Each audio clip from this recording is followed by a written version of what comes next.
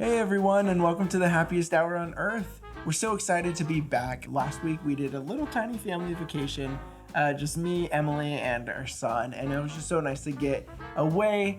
And then before that, it was so nice getting together with Darling of Disney. Thanks to her again for joining our show. We had such a fun time with her. It was a blast. It was great. Episode. Yeah, and so this week we decided we wanted to talk about some crazy ideas that Disney has had in the past, and also their crazy ideas right now and what we could see them possibly doing in the future. You know, the Galactic Starcruiser just opened up this week, and so we kind of went back and saw some interesting ideas that did not pan out the way they wanted to, or didn't even come to fruition, and then some that did. And so we're gonna just be deep diving into all of these, and we can't wait to talk about this topic. So let's go ahead and get started.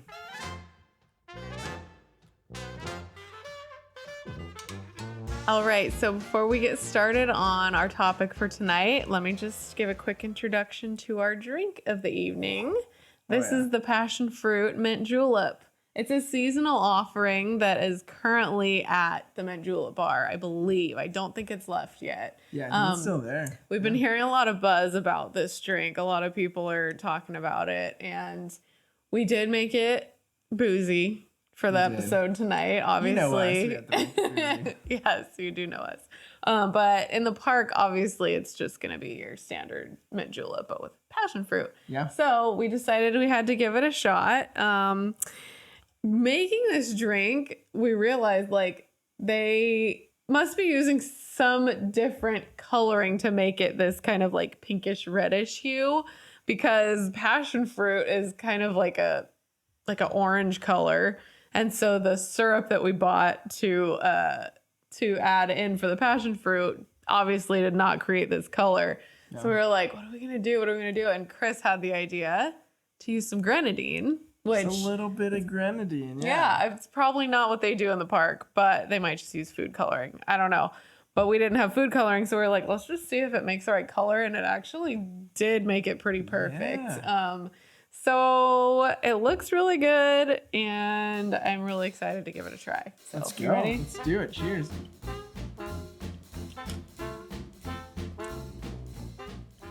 Ooh. Oh, that's really good. Ooh, that is really good. I think we might have mentioned this before in the past. We normally don't get a lot of mint juleps, but the interesting thing about this is you could definitely taste the mint, the creme de menthe, but there is that fruitiness that is a little more subtle. Yeah. But still has a really nice fruity flavor. And so I really wondering, like it. How is the fruit going to balance with the mint? And I could see this tasting actually. I really like it. I could get this in the park and I'd totally. It's really refreshing. On a hot day. On a hot day. Oh, I would totally get this. This is really good. For sure. I don't taste the bourbon yet. And I was gonna say I don't either. Yeah. So go check out our reel on Instagram.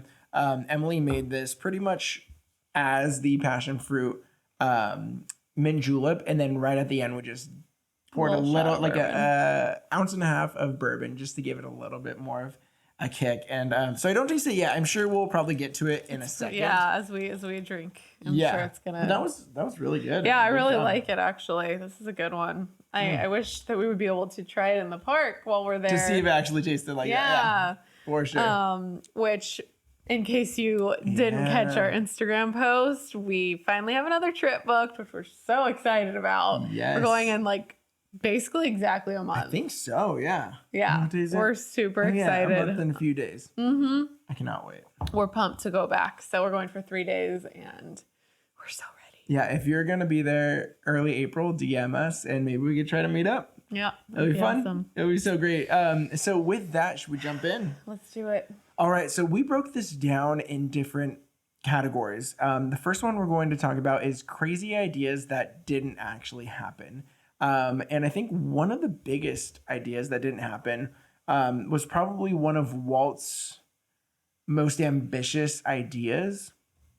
And I guess it happened in a way, but not the way that he originally planned. So this is Walt's original Epcot.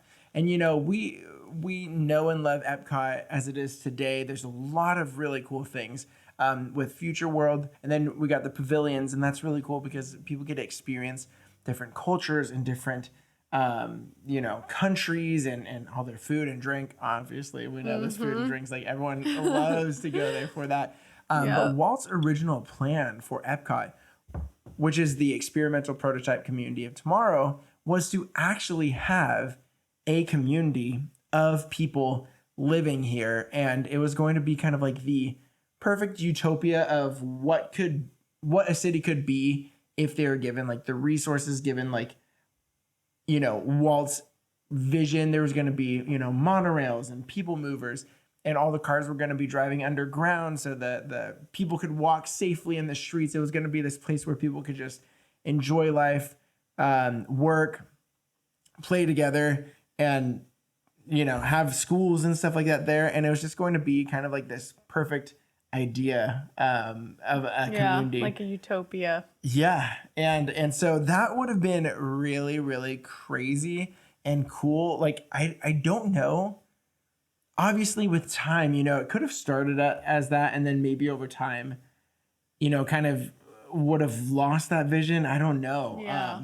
It would be interesting because you can't really, like a park, you could have like restrictions and things like that, but with the actual city, it would just be interesting because you can't control how people act, obviously. Yeah. And so who actually lives there necessarily. Yeah. And something that we will get to later on in this episode isn't necessarily like Walt's original vision for Epcot, but does hit upon people living in a Disney community. And so we'll get to that in a little bit. But so this is one idea that didn't pan out the way that Walt wanted to, but go look this up if you haven't heard about it. There's supposed to be, I think, about like 20,000 residents, which is quite a large number. I don't know. I think that is one of the most ambitious things Walt ever tried to do. And once he passed, that is when that vision got altered a little bit from the Imagineering team. And so they switched it to something that was still along those lines, but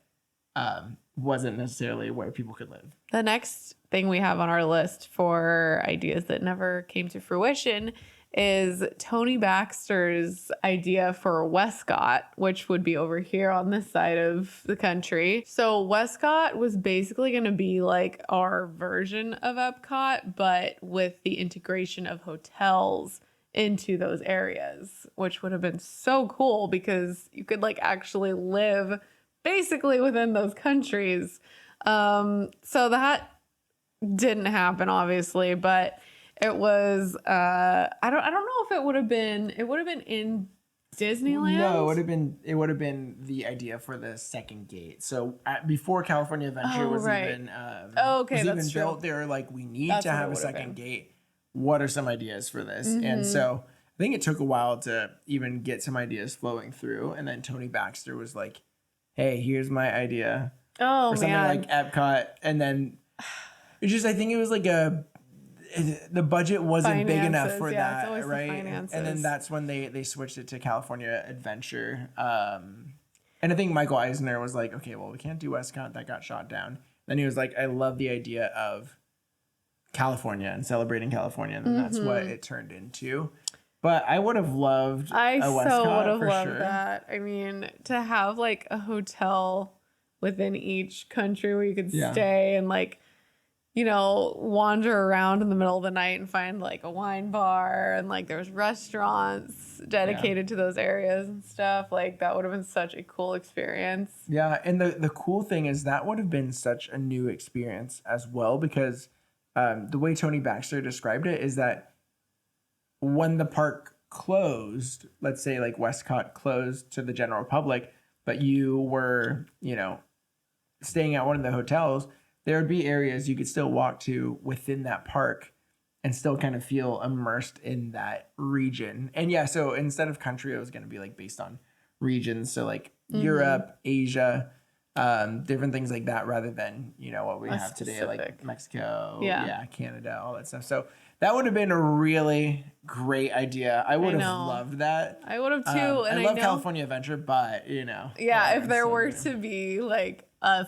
third gate at some point, let's bring it back.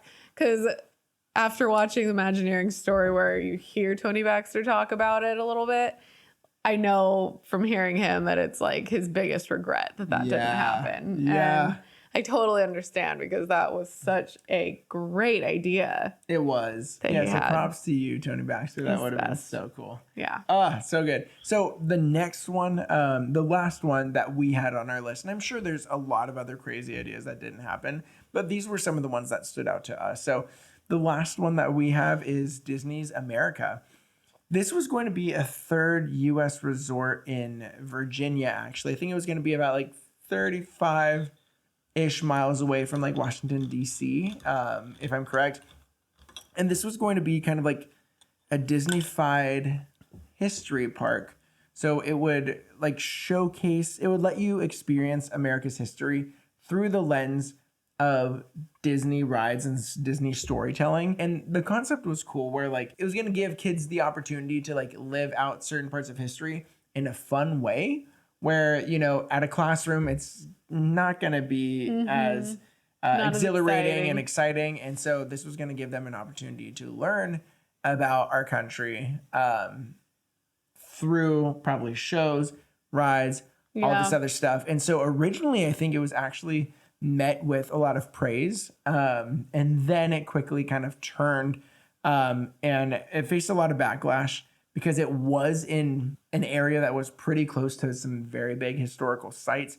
And people were like, you know what, this is just going to diminish the actual history where instead of people coming to these actual historical sites, they're going to go to this Disney park and we're going to lose this history. And so I think this happened in the 90s, right after like Frank Wells died, who was kind of working with Michael Eisner, who was the CEO at the time. And Eisner was just having a lot of crazy stuff going on at the same time. Like and so physical stuff too. Yeah, and physical stuff. And so once, you know, there was that backlash, I think he just scrapped it. Yeah, he scrapped it. And so which was a bummer. Like, yeah. I mean, I can understand that location wise, I see why there was issues with that. Like, yeah. I understand why that community was like, don't bring that here. Yeah. You know, but I wish that it could have happened somewhere else because I think that was such a smart idea. I mean, history isn't the most exciting thing to a lot of people, but to have it told to young kids in that way would have been a good idea. And it would have had to be done tastefully, right? You wouldn't want to make certain wars and certain things that we went through our country. Yeah, like not make light of things. And exciting. Yeah, not do that. But I think there could have been a possible way for them to do this in a right manner, and it would have been really cool. Yeah, I think so too. So the next category we're going to be talking about is the crazy ideas that actually did happen. And you know, we could talk about Disneyland just in general. I mean, the fact that you know, there were other theme parks back in the day and piers with rides and all that stuff, but the fact that Walt was able to create such a magical place where his idea of families and kids could hang out and have fun together, and it was clean, and it was just like a whole new level of, you know, theme park immersion. Yeah. That in itself is just a crazy idea that happened. And the fact that it's continued on all these years to be the way that he envisioned it. I mean, we can all agree that there's something different about a Disney park. Oh, for sure. You know, and I'm so thankful that all the time that's passed since he passed, that they've kept those goals and dreams of his as a, you know, important factor. Oh yeah, for sure. And you would be able to tell, you know.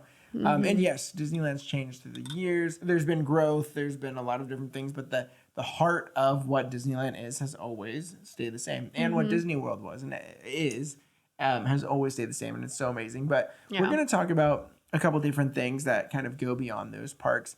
And the first one that we have here is the Disney Cruise Line. This was, I think the cruise line was established in 1996.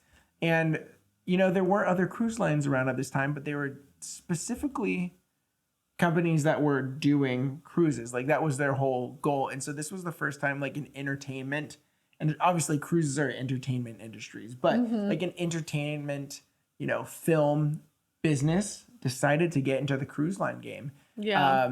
And so this was just very interesting that, you know, everyone else had their kind of like hold on the market, and Disney was like, let's just jump into this. Mm-hmm. And they've so done well with it. they've done so well with it. And I think at the time, cruises were kind of seen as like a retired person's kind of deal, right? Like there was a lot of gambling, it was like drinking and things like that. And so coming in and trying to do like a very family friendly cruise where there was shows and characters, and I know they have like fireworks and all that stuff, but yeah, a lot of things to do for the kids and kids programs and stuff like that. That's a big venture that they did, and now I mean, I would love to go on a cruise, but they just have like such a big presence within the cruise industry now. And kind of going off of that, another big thing that they did was Castaway Cay in the Bahamas. in the Bahamas. They decided, hey, you know, we have this cruise line, let's buy a private island and use that for our Disney cruises. So they have an island called Castaway Cay over there, and it's pretty big, but only 55 acres of the 1,000 are being used currently. So they have a lot of room for expansion. Yeah, and it's just crazy that they were like, no one else could go to this island unless you're on a Disney cruise, and to experience that and do all the fun things that they have there would be amazing. And so that's a pretty big venture for sure. Yeah, those were some pretty big things that Disney took on, especially back then. Yeah. And I would say it's been pretty successful. So next on our list, we have Disney Plus. I mean, I can't think of a time when I would have imagined a platform where we could watch all of our favorite Disney, Pixar, Marvel, Star Wars, all of those movies in one place. Like, it's just wild that they came up with this idea. I remember years ago now when you told me that it was like going to be a thing, I was like, no way. There's no way that they could have like everything. I was trying to imagine like everything that they would have to fit on this platform. And I was just like, there's no way. And they did it. And I mean, it's not only the movies, it's like all the Disney Channel shows we grew up on and like stuff from back when our parents were young. Like I've told my parents about Disney Plus and they use it now too, but they would be like, oh, see if they have, you know, this like obscure Disney movie from like when they were a little kid. They have it. Like, I mean, everything is on there, and it's just pretty mind blowing that they were able to create this space where we can go to watch all of these things that we know and love, and things for the kids and all those little Disney Channel shows. It's crazy.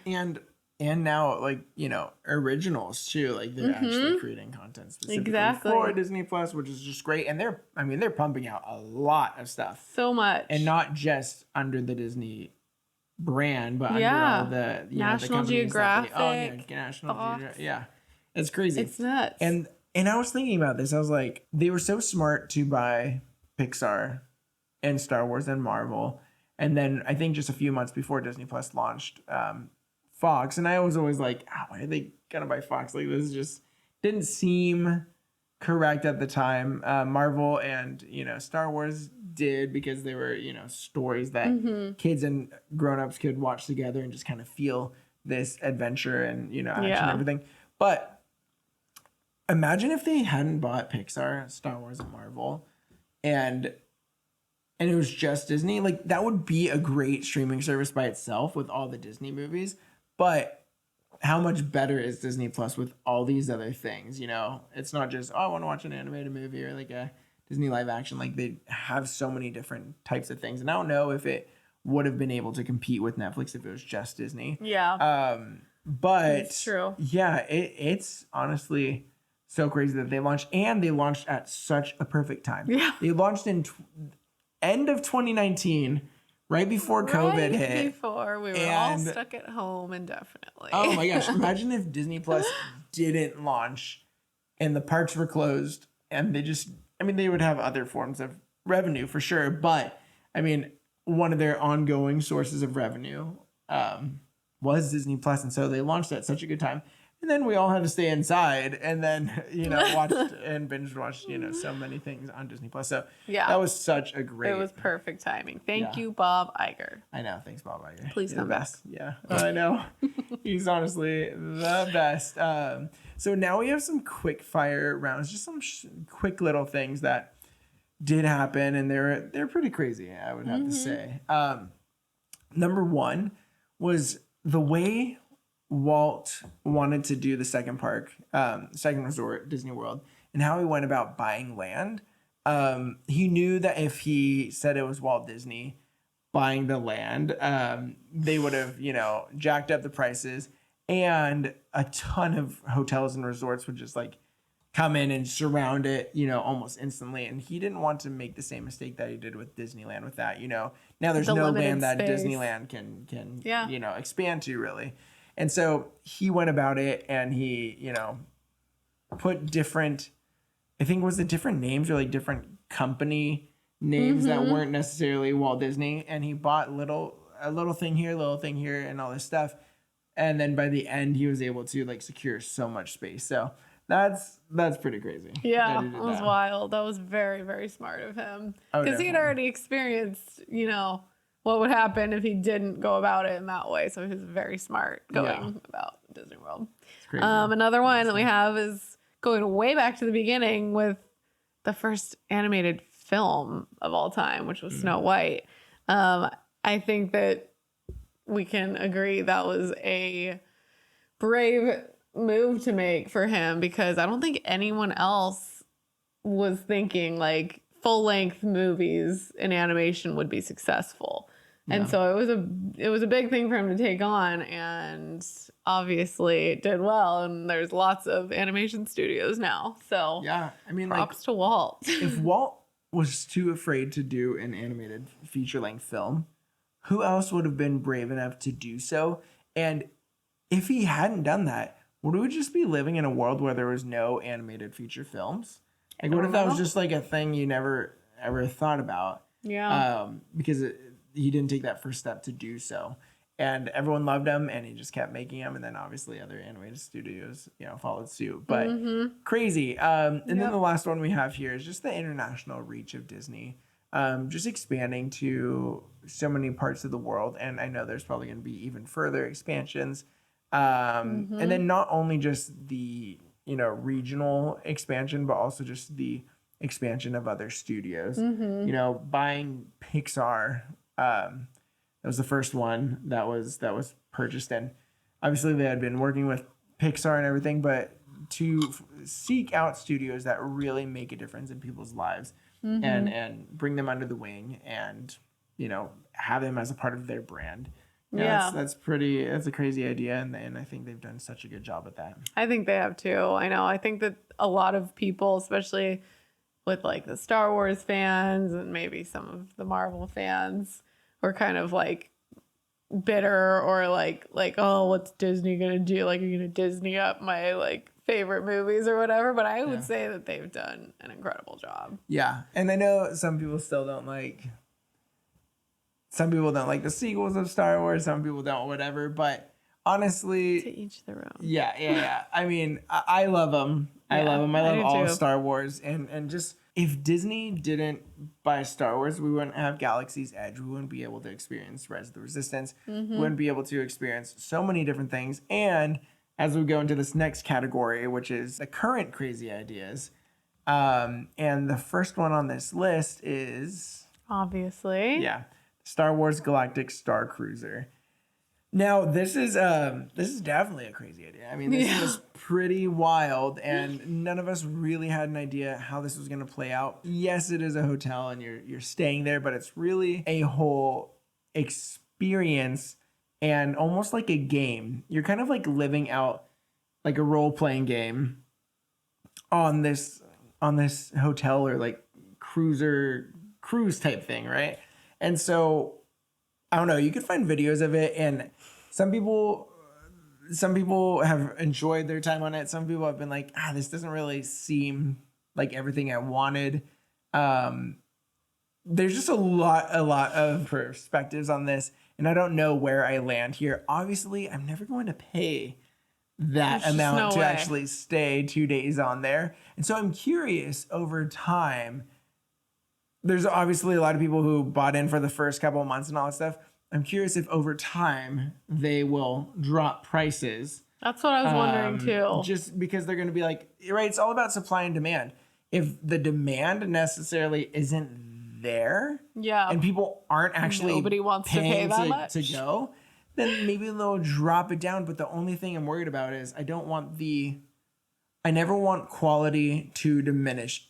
What I would want to see is them listening to people who have gone on the Starcruiser and change certain things to better fit those needs. Because there's some weird things on the Starcruiser right now. I just saw right before we filmed this. There's some really cool things. It's like almost like an escape room. You could do some really cool games and try to pick your side. You could go either the First Order or the Resistance. There's some really fun things like that. And then there's some things like I don't even think I told you this about this, but there's you could do dance lessons on the cruise. What? It's only 15 minutes apparently, but Wait, you could on the cruise? on the Starcruiser. What and it's kind of wait, what? dancing? It's like a kind of like the cha-cha slide, not like the cha-cha slide, but kind of like a line dance. It's why would you even do this? Who came up with that now- and thought that was a good idea? Yeah, that's weird. I could see a Star Wars club on there. If there's gonna be some galactic DJ and he's doing your stuff, you pour back a couple of drinks and you're just having kind of this weird spacey club thing, but a whole Not dance weird lessons. line dance thing. That's strange. That's strange. So Learning how to maybe dance in space. yeah. It's odd. And so maybe they listen to people and be like, okay, we'll cut this. We'll add a club atmosphere after a certain time so that people could, do whatever. But I would love to see them drop prices and just continue to grow and learn about all these things. So that is definitely a crazy idea. No one else has ever done you're living here and you're in a game for 2 days. And the choices that you make are going to determine kind of what you can see, what you can't see, and how the story is going to play out. So it is really cool. It's almost like you're living with Star Wars actors and they're interacting with you. And it's pretty cool. Yeah. But it's also kind of strange in some places. But anyways, that's a current crazy idea. And you have another current crazy idea. I do, which we already sort of almost touched on earlier. Yeah. That is Story Living by Disney, which is a very recent announcement. Yes. As many of you may have heard, there's going to be a community built in Palm Springs, which happens to be where Walt owned 2 homes. Yeah. Too.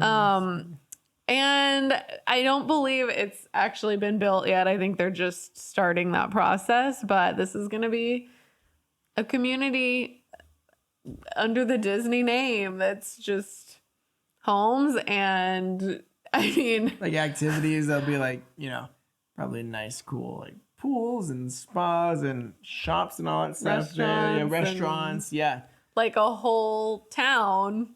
Yeah, a private Disney town. That's a Disney town. I mean, what could be better? I don't know. Right? I mean, I would live let's there go. for sure. The heat would be enhanced, The heat but is awful. I'm sure they in have Palm AC in Springs. every single house. Yeah, I can't say I would love the temperature of that. And I don't know what kind of prices we're looking at for the homes, Yeah, but that's true. I am very, very interested to see how all of this goes as it opens for real, because it's definitely not what, Walt's vision for Epcot would have been. Yeah. But it's I almost feel like maybe they're trying to kind of sort of, live out something like what he wanted, Yeah, definitely. with this. So we'll see. Yeah. I don't know. It's interesting. And I'm excited for it. yeah. The crazy thing is that, so they have said that this is the first Story Living community, meaning there's going to be multiple. And Who knows where else they're going? yeah, and Palm Springs is about 2 hours away from Disneyland. And so the interesting thing here is that, you're living in a Disney community, but you're still gonna have to drive quite a bit to get to the closest Disney park. That made me think, if they're gonna be building more of these, why not give some Disney community magic to kind of like the middle states. I don't know where exactly, but the ones that aren't really close to parks. But yeah, people because can there's still get, lots of like, Disney fans around there that would be stoked. You know?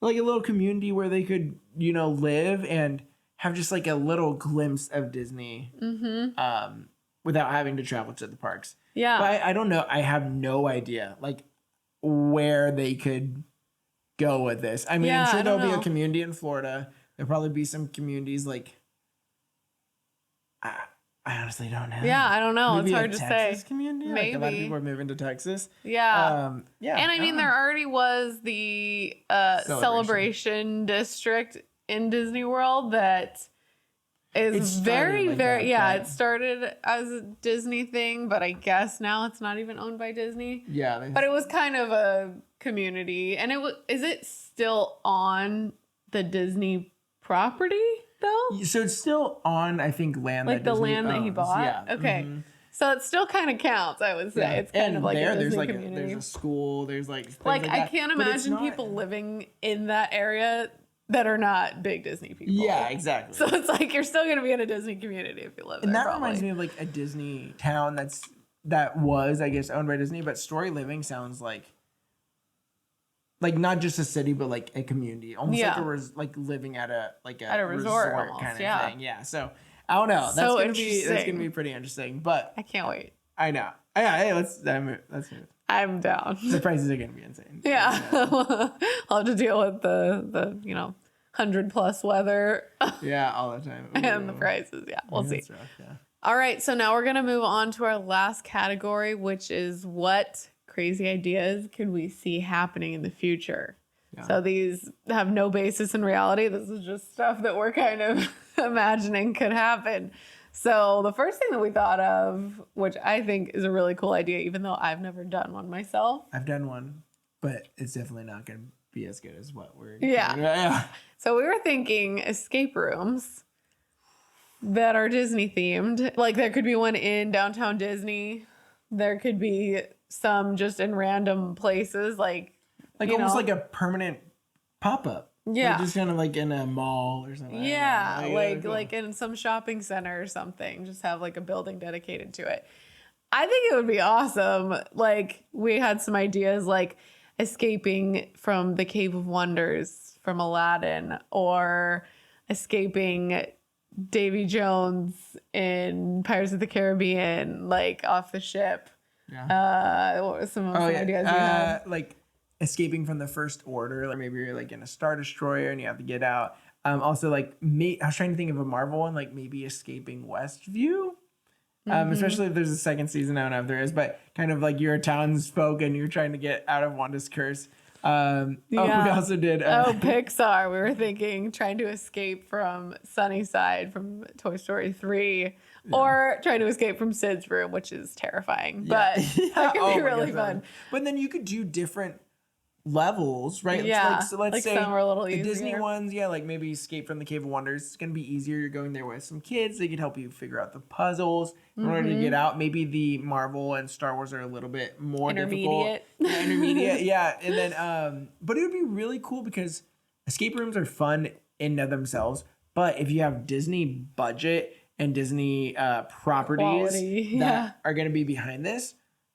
Oh man, like they could do some amazing things. Yeah. And like what you said, They would be popular. I feel Oh, like yeah. that's a big thing right now. and I they think could tap into it so well and make so much money. people would love that. Yeah, and the nice thing is that you don't need a lot of space, right? And so this is another way, just like with Story Living, giving people a little bit of Disney who don't actually live close to the parks. You can set these up at like major cities all around the country. Just have a little spot where you could like enjoy being a part of a Disney story. There's also some cool things that they could do. Like I know that there's like the thing that Mandalorian uses, and a lot of other movies are starting to use this, but it's called like stagecraft, which is just like these LED screens all around that can make you feel like you're in any situation. Like Mandalorian, instead of using green screen, they actually have these like crazy atmospheres not projected, but shown on these like crazy LED screens. So you could have like physical things that you're actually in, but also do kind of a room with screens around you where it just brings an escape room to a whole nother level. I think I would be all on board with escape rooms. I think a Disney lot style. of people would be. That's that a would money be maker. So fun. It's not. I don't think it's Families that would love expensive it. to do, and there's usually not that many. Like sometimes they'll have an actor, but most of the times you're just like in a room, so you're just like building that upfront cost. Of that, and then you just have some fun. That'd be so cool. I think it would be really fun, and to have like different levels of it. Like super easy if it's gonna be like a little family thing to do, and then make it a little harder with some of the scarier ones. Yeah, Escape the Haunted Mansion. Oh, like a little my room there, gosh. right? Wouldn't that be sweet? Yeah. Escaping like the attic of the Haunted Mansion or something. I don't know. That'd be so cool. Yeah. So there are no windows, there are no doors, and then you have to find your way out. And it's just, Haunted Mansion. So smart. Yeah, so make some cool. of them like Disney ride themed. Yes. I feel like we could do a whole episode on what we would want our escape rooms to be. That would be so sick. I know. So we'll continue on. Another thing that I'm sure they will definitely do, but I mean, we're not like all on this vibe too much. Freaks me out. Virtual reality. TBH. I think they'll definitely do some virtual reality things. Now, I've done The Void, which is a virtual reality game that is in downtown Disney. I think probably COVID, it's paused, but there's this Star Wars like virtual reality game, but it was mixed with like physical environment. That was like the coolest thing in the world. Like that was just the best. And so like game virtual reality was really fun, but I'm sure that they're going to have like their own Disney area and like the metaverse and get into that. Maybe they'll even create their own virtual platform where people can have some sort of Disney experience virtually. The metaverse is still so like weird. It boggles my mind. Like I feel like there could be like almost like a I don't feel like I chat get it. board type thing in virtual reality where you could just go and like talk to other Disney fans in your virtual reality thing, and that could be one thing. Maybe like a virtual reality like ride throughs that you could do of the rides if you're not in the park, but you'll just be sitting on your bum. You're not gonna be like moving. So I don't know, but they're definitely everyone's going virtual reality. So Disney will definitely tap into the market. Too. But I'm not like super all for it. I mean, if they could do more games, virtual reality, I think that would be cool. But I just think that's being a cool part too. of a metaverse, I don't know. They'll do it, but I'm not gonna go for it. This is the future, you guys. I know. That's crazy. But a couple other ones, did you want to? Yeah. These are kind of just small ones. Smaller, like they'll more than likely happen at some point. So we would love to see Disney expand into even more countries in terms of parks. I think we've talked about this on previous episodes, but we've tried to kind of discuss where we could see them building another park. And I mean, who knows when and if it will happen. I think it will at some point, but I don't think there's any talks of it anytime soon. But I feel like somewhere in the UK would be really awesome. Yeah, that would be cool. Somewhere in England, maybe. Yeah. I don't know. But I would love to see some future expansions into other countries. For sure. Yeah, I love it. And then the last one we had here, which is just very small as well, but we could see them buying more companies. I mean, they already own a lot. They own a lot, but I could see them like seeing a new smaller company or something. I don't know if they'll buy any other big companies. Maybe like 20th Century Fox. That was huge. Like that was like, oh my gosh, that's crazy. I could see them finding it their next Pixar, pretty much. Another smaller company, and then they just put some good budget behind that and help them grow as well. So I definitely think that could happen in the future. But I think with that, I think that pretty much ended our list. That concludes what we had. Yeah. I mean, I think we could come up with a lot more stuff that they could do, but those were some of the main ones that we thought of. So for sure. Yeah. If you have any that we missed of like things they've done in the past, or if you have any theories on what they might do in the future or what you would want them to do in the future, something just crazy and off the wall, let us know down in the comments below, or hit us up on Instagram. We would love to chat with you. We'd love to hear some ideas. Oh, for sure. And so we have we have one more week, and then it's actually our 1-year anniversary, which is going to be nuts. Amazing. Yeah, I know. I can't even believe that a year has passed already. And then the week after our 1-year anniversary, we have a very, very special guest. Maybe we won't announce it yet. Yeah, we'll keep it a secret for now, but so- we're super excited for that one. Yeah, so definitely, if you don't already subscribe to us or follow us on Spotify and Apple Podcasts. And we will see you guys next week for another episode of The Happiest Hour on Earth. We'll see you guys. Have a great weekend. Bye.